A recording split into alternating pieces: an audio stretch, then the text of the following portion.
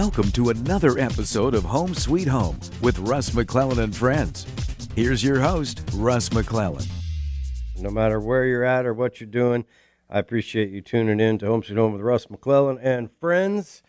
And I have a couple friends today. At least I hope they're my friends. One never knows in the post-land of COVID who is your friend and who is not your friend.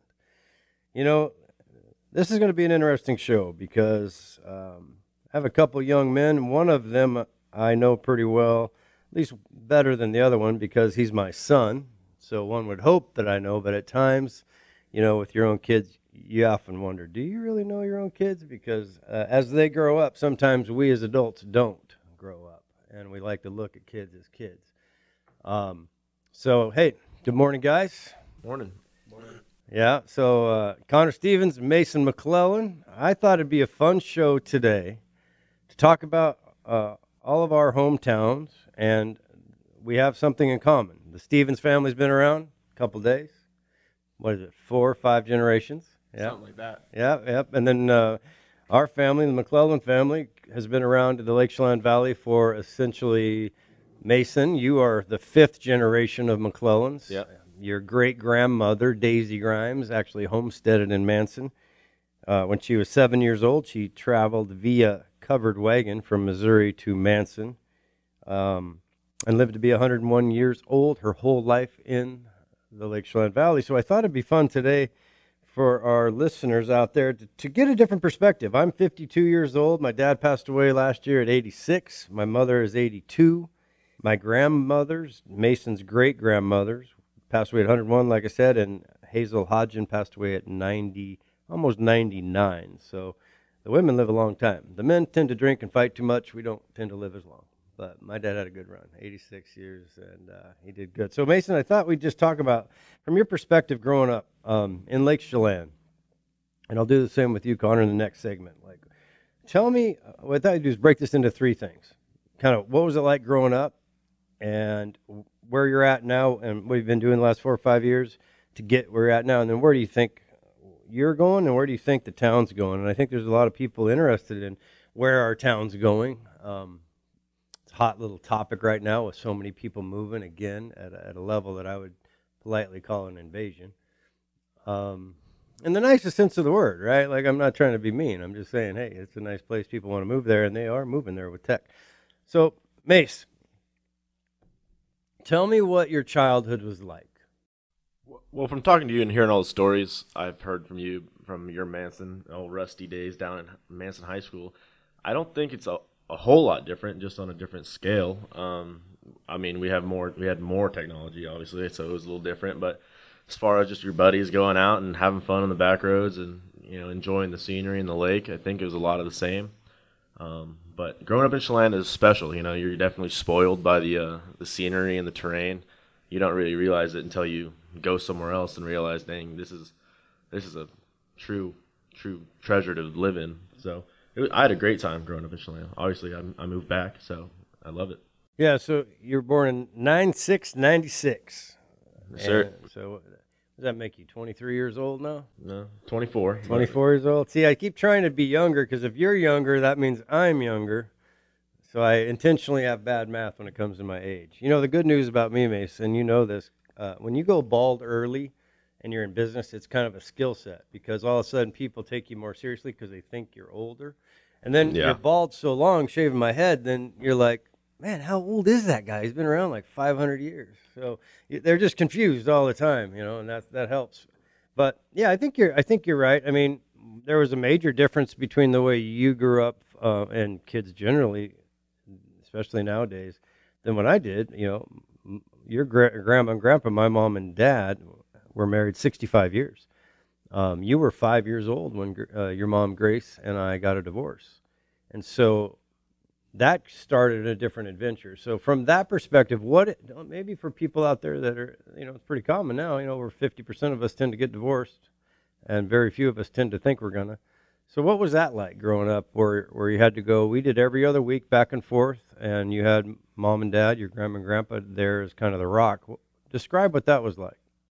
Well, I was really young, so I remember, I think, when it happened, but I don't really remember much else of it. But I mean, growing up, it was just kind of normal. I was so young, and I think it was just so normal to me that it wasn't bad. I started off week here, week there, week here, week there, and I think as I got older, getting into like middle school, high school, we ended up doing like 4 or 5 months here, 4 or 5 months there. It just kind of went more naturally, other than pack your bag every week. I think that was a lot more healthy, a lot more natural. You just kind of get to spend more time with each person. It's not like we lived in that far. The other side of Chelan's about 3 minutes away, so it wasn't bad at all. Yeah, and one of the things that I'm very proud of your mom and myself is that which isn't often the case when people get divorced. There's a lot of emotion there, and the kids can turn into pawns, and you see emotion take over. Where we were really, and I'll give her a lot of credit for this, we were really focused on putting the needs of you guys in front of whatever was going on with us at the time. And we got married super young, so it wasn't, we're still to this day, as we're, your mom and I are very, very close friends, and pretty much always were. But let's talk about, I'm curious from your perspective, what's the difference between when you grew up and, say, kids now growing up? Like, is it the same? You're not that old, 24, but when you look back, can you see anything that's already changing in, like, middle high school age kids, or is it the same? Well, I think you'll probably laugh at it, but I think the technology has gotten far more prevalent with the youth now. I mean, we had some, but it was like getting into the higher, like more modern technology that they have today. I mean, no one had an iPad. I think my first phone was like a LG Glide, and that was modern technology at the time, and I didn't get that for a while.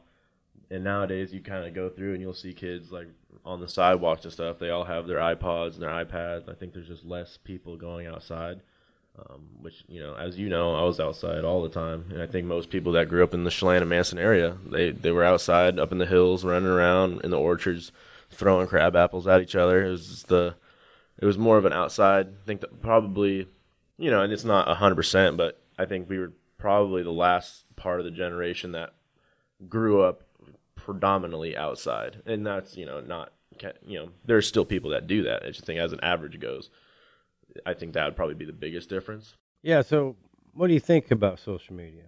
What do you think is a good thing or a bad thing?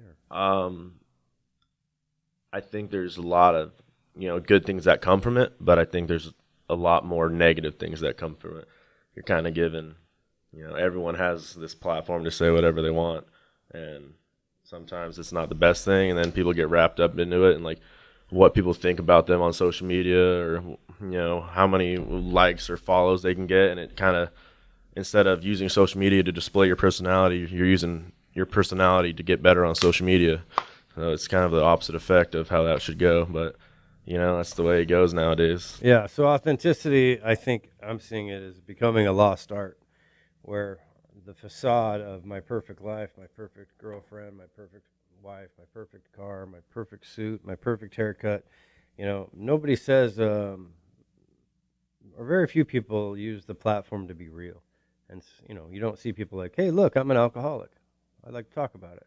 Hey, look, I just did this. Or, hey, look, I'm depressed. Hey, look, I feel ugly.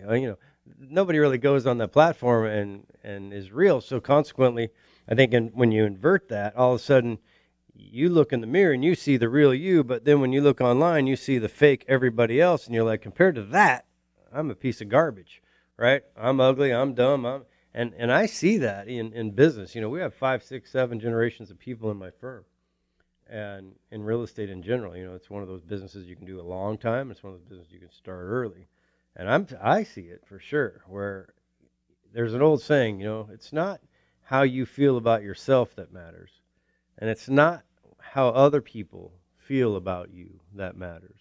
What truly happens and what matters is, most often what you end up doing is thinking about what you think other people think about yourself. And that's where your brain just goes on tilt. And I'm talking like old pinball machine tilt for those people who don't know what that word tilt means, because pinball machines are probably a thing of the past. But anyway, Mason, let me shift gears and talk about your work ethic, and to to talk about a little bit of that. And before we get into the Marine Corps, because you just spent 5 years in the Marine Corps, thank you for your service. I'm very proud. Your grandpa was and is very proud of you. He was also a veteran. Tell me what it was like working with your grandpa growing up. It was a treat, and then at the time it was brutal because you don't really realize, when you don't really realize you're learning lessons when you're learning them until like 5 years later when you're like, oh, this is where I get that from. I used to do landscaping with him every morning for like my summers and stuff at like 7, 8, which was ungodly early back then. But nowadays it's not too bad. But he was just so down to the point and very specific, a perfectionist. And I think that's where, a very big portion of my work ethic came from, was the opportunity to work with a man like that. Yeah, he was intense, He was an intense guy to grow up with, a very loving guy, very generous guy, but incredibly disciplined, incredibly intense. And I think that I'm still learning lessons, even though he's passed away. I'm still, every once in a while, something will come up, and I'll be like, I didn't even know I knew that. And then I'll use that application to help someone else or to change the course of where I'm at. All right, when we come back, here's what we're going to do. Connor, if you're up for it, I'm going to do something very similar. I want to hear your story about Lake Chelan, your family, where you're at. And then in that third segment that we're going to do, they're about 11 and a half minutes long, we'll kind of talk about, more recent stuff and then move forward, if that's all right with you guys. All right, hey, thanks for tuning in to Home Sweet Home with Russ McClellan and friends. And this one is Connor Stevens and my son, Mason Roy McClellan. Be back in a few seconds.